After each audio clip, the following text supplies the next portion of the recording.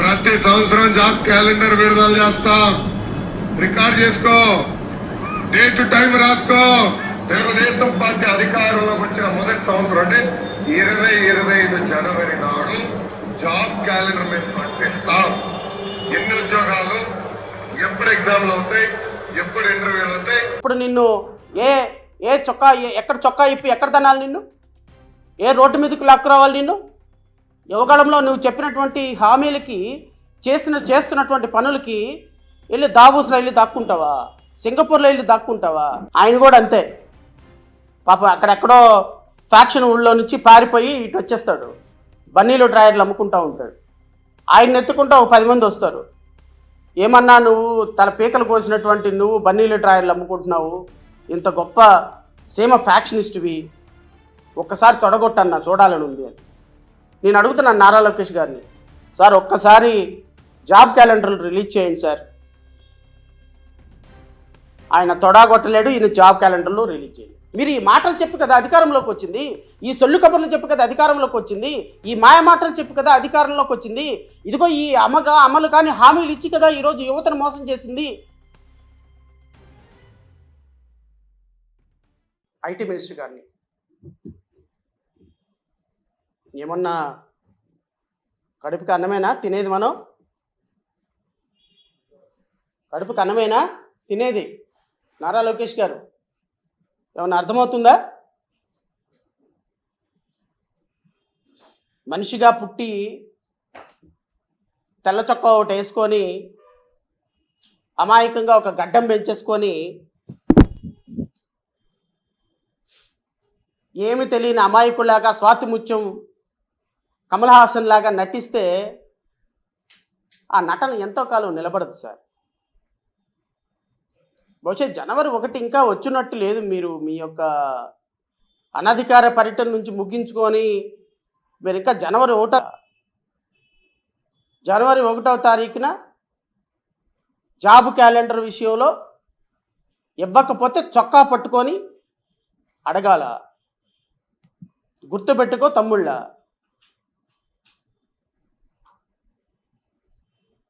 ఏమైనా స్పృహ ఉందా మీకు?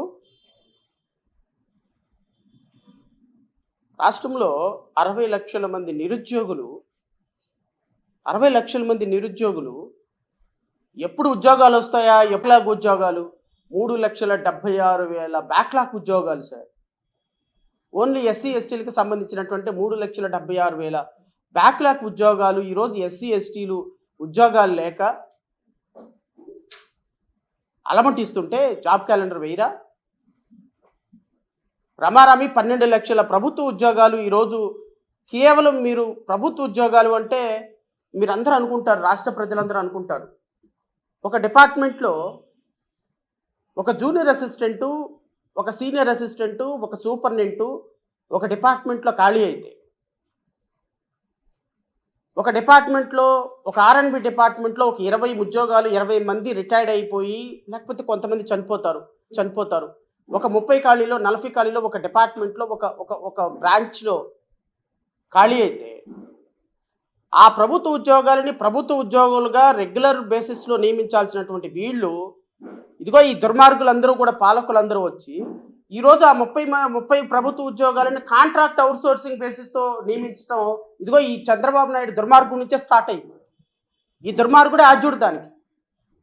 ప్రభుత్వ ఉద్యోగాలని ఏ విధంగా కట్ చేయాలో ప్రపంచానికి రుచి చూపించి కాంట్రాక్ట్ అవుట్సోర్సింగ్ ఉద్యోగస్తుల్ని నియమించుకోవటం మొదలుపెట్టిన దుర్మార్గుడు ఇప్పుడున్నటువంటి ముఖ్యమంత్రి చంద్రబాబు నాయుడు. ఈ చంద్రబాబు నాయుడు యొక్క ఆలోచనతో పుట్టినటువంటి ఈ కాంట్రాక్ట్ అవుట్సోర్సింగ్ ఉద్యోగస్తులు ఈరోజు రాష్ట్ర వ్యాప్తంగా 12 లక్షల మంది they are supposed to be regularised. అవన్నీ కూడా ప్రభుత్వ ఉద్యోగాలే. అసలు కాంట్రాక్ట్ బేసిస్ తోటి ఉద్యోగాలు చేయటం ఏంటండి? ఎక్కడుంది అసలు ఆ పదం? ఒక వ్యక్తికి ఒక రెగ్యులర్ ఎంప్లాయ్మెంట్ కల్పించాల్సినటువంటి బాధ్యత ప్రభుత్వాన్ని, అలాంటి ప్రభుత్వం రిటైర్డ్ అయినటువంటి ఎంప్లాయీ స్థానంలో కాంట్రాక్ట్ లెక్చరర్లు నియమిస్తూ ఈరోజు 12 లక్షల ప్రభుత్వ ఉద్యోగాలు ఖాళీలుగానే ఉన్నాయి. నేను అడుగుతున్నా నారా లోకేష్ని, నువ్వు ఎందుకు ఫిల్ చేయటం లేదు? ఏ డిపార్ట్మెంట్లో ఎన్ని ఖాళీలు ఉన్నాయో నేను ఇస్తాను నీకు డేటా. మీరు ఎందుకు ఫిల్ చేయటం లేదు రెగ్యులర్? జనవరి 1వ తారీఖున ఎందుకు జాబ్ క్యాలెండర్ ఇవ్వలేదు? ఇప్పుడు నిన్ను ఏ ఏ చొక్కా ఎక్కడ చొక్కా ఇప్పి ఎక్కడ తనాలి నిన్ను? ఏ రోడ్డు మీదకి లాక్కు రావాలి నిన్ను? యువకాలంలో నువ్వు చెప్పినటువంటి హామీలకి చేస్తున్నటువంటి పనులకి వెళ్ళి దావూస్లో వెళ్ళి దాక్కుంటావా? సింగపూర్లో వెళ్ళి దాక్కుంటావా? ప్రభుత్వం అధికారిక మీరు ఇచ్చినటువంటి హామీలు, ఈ హామీలు వినే రాష్ట్ర ప్రజలు మీకు ఓటేశారు. నేను ఇంకొకసారి మళ్ళీ వినిపిస్తా. తమ్ముడు జాబ్ క్యాలెండర్ నుంచి ఆల్రెడీ చెప్పిన, ప్రతి సంవత్సరం జాబ్ క్యాలెండర్ విడుదల చేస్తాం. రికార్డ్ చేసుకో, డేట్ టైం రాసుకో. తెలుగుదేశం పార్టీ అధికారంలోకి వచ్చిన మొదటి సంవత్సరం అంటే 2025 జనవరి నాడు జాబ్ క్యాలెండర్ మేము ప్రకటిస్తాం. ఎన్ని ఉద్యోగాలు, ఎప్పుడు ఎగ్జామ్లు అవుతాయి, ఎప్పుడు ఇంటర్వ్యూలు అవుతాయి, ఎప్పుడు ఆఫర్ లెటర్ వస్తుంది, ఎప్పుడు ఆఫర్ లెటర్ వస్తుంది రాసుకో, రికార్డ్ చేసుకో, డే టు టైం రాసుకో.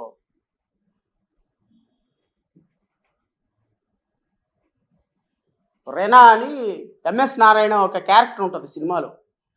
లోకేష్ మాటలు, లోకేష్ డైలాగులు వింటే ఆ ఎంఎస్ నారాయణ గారు, స్వర్గీయ ఎంఎస్ నారాయణ గుర్తొస్తాడు నాకు. ఆయన కూడా అంతే పాప, అక్కడెక్కడో ఫ్యాక్షన్ ఊళ్ళో నుంచి పారిపోయి ఇటు వచ్చేస్తాడు, బన్నీలు డ్రాయర్లు అమ్ముకుంటూ ఉంటాడు. ఆయన ఎత్తుకుంటూ ఒక 10 మంది వస్తారు. ఏమన్నా నువ్వు తల పీకలు కోసినటువంటి నువ్వు బన్నీలు డ్రాయర్లు అమ్ముకుంటున్నావు, ఇంత గొప్ప సీమ ఫ్యాక్షనిస్ట్వి, ఒక్కసారి తొడగొట్టన్నా చూడాలని ఉంది అని. నేను అడుగుతున్నాను నారా లోకేష్ గారిని, సార్ ఒక్కసారి జాబ్ క్యాలెండర్లు రిలీజ్ చేయండి సార్. ఆయన తొడగొట్టలేడు, ఈయన జాబ్ క్యాలెండర్లు రిలీజ్ చేయలేడు. ఆయనేమో ఫేక్ ఫ్యాక్షనిస్టు, ఈయనేమో ఫేక్ పొలిటికల్ లీడర్. రాష్ట్ర ప్రజలు ఈ మాటలు నమ్మే కదా యువత మీకు ఓట్లు వేసింది అంటున్నా నేను. 2025 జాబ్ క్యాలెండర్ ఇచ్చారా జనవరి 1న? ఇవ్వలేదు. 2026 జనవరి 1న జాబ్ క్యాలెండర్ ఇచ్చారా? ఇవ్వలేదు. మరి యువత ఎక్కడికి వెళ్ళాలి సార్? యువత ఎవరిని అడగాలి?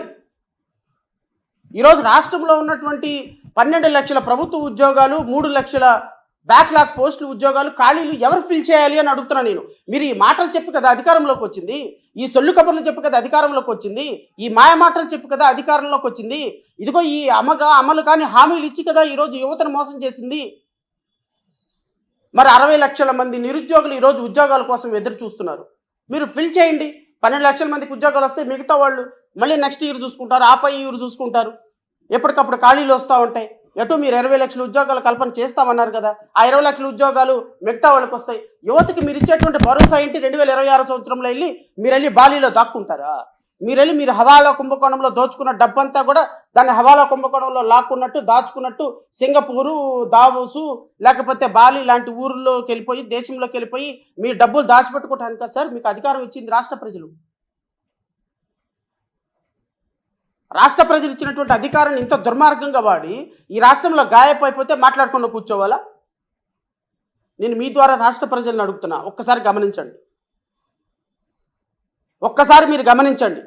వీళ్ళకున్నటువంటి మీడియా, వీళ్ళకున్నటువంటి ప్రింట్ అండ్ ఎలక్ట్రానిక్ మీడియా, వీళ్ళకున్నటువంటి యూట్యూబ్ ఛానల్స్, వీళ్ళు పంచి పోషించేటువంటి యూట్యూబ్ ఛానల్స్, వీళ్ళ వ్యవస్థ మొత్తాన్ని ఆక్రమించేసి అక్కడ ఏమీ లేని చోట అద్భుతాలు సృష్టిస్తున్నాడు ముఖ్యమంత్రి చంద్రబాబు నాయుడు అని చూపించేటువంటి ఒక అద్భుతమైనటువంటి రూపకల్పనతో ఏబిఎన్, TV5, మహా టీవీ అండ్ యూట్యూబ్ ఛానల్స్, నాకు తెలిసి ఒక 400-500 యూట్యూబ్ ఛానల్స్ పెట్టుకొని వీళ్ళు నెలకి 200 కోట్ల రూపాయలు, ఐఎమ్ ఆన్ రికార్డ్, నెలకి 200 కోట్ల రూపాయలతోటి సోషల్ మీడియాని, యూట్యూబ్ ఛానల్ని మేనేజ్ చేస్తూ, పత్రికల్ని మేనేజ్ చేస్తూ, రాష్ట్రంలో ఏ విధమైనటువంటి పెట్టుబడులు లేకపోయినా, రాష్ట్రంలో ఏ విధమైనటువంటి ఉపాధి కల్పన లేకపోయినా, సూపర్ 6 అమలు కాకపోయినా, నా రాజ్యం నామరాజ్యం, రేప్ చేస్తే మాట్లాడేవాళ్ళు లేడు, మర్డర్ చేస్తే అడిగేవాళ్ళు.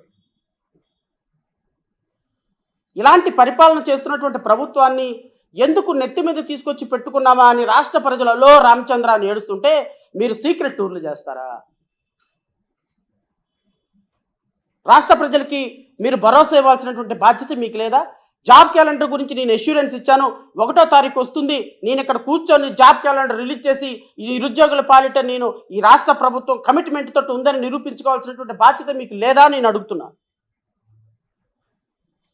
రాష్ట్ర ఐటీ శాఖ మంత్రిగా, అనధికారిక ముఖ్యమంత్రిగా మీరు ఈ రాష్ట్ర ప్రజల పట్ల మీరు ఎంత కమిట్మెంట్తో ఉండాల్సినటువంటి బాధ్యత మీకు లేదా నేను అడుగుతున్నా.